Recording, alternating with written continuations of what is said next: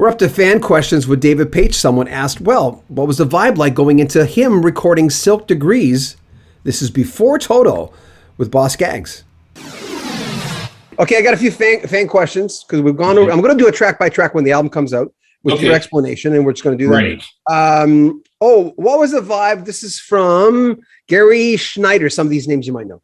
What was the vibe going into Boss Gags Silk Degrees? How were you feeling going into that project? How old would you have been then? I would have been around 23, 24. And we were at the top of our game. I mean, we had been doing Seals and Crofts records. We had played on a couple Steely Dan tracks, and we were locked. We were tight. And so when I wrote Jeff Porcaro gave me the opportunity to hook me up with Boss Gags.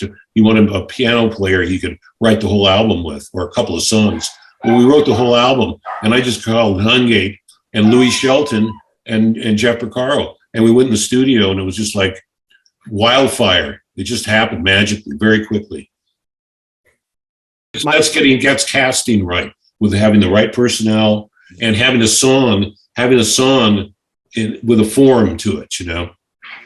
Is there anything on that album that you really pushed that might not have gotten on there, or anything that you pushed and it finally made it on? Yeah, there? Love Me Tomorrow was the first thing that Boz has not written the lyrics to completely. I wrote the lyrics and the whole song, Love Me Tomorrow, which was like just kind of that could have very well been a solo album thing I would pull out right now if I still had it, or a Toto thing, you know. But it just came out during that time. Same with Jump Street.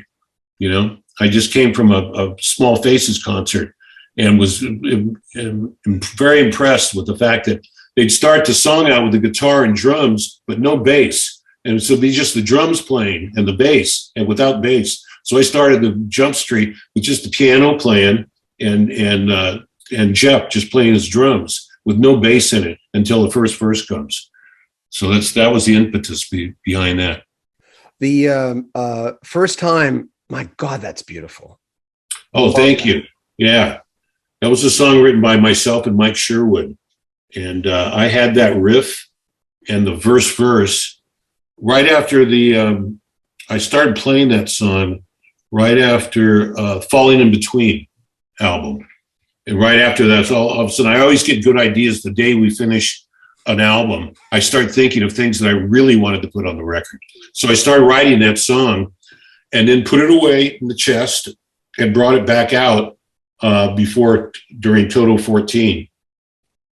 And me and Michael Sherwood finished the lyrics on it. And he did a demo on it, demo vocal, which is that vocal. Because we don't always when we try and do a vocal or record, we're trying to do masters. We're not doing demos anymore. In hopes, that's the ultimate dream there. But his vocal was so compelling and so just soulful and bittersweet and everything.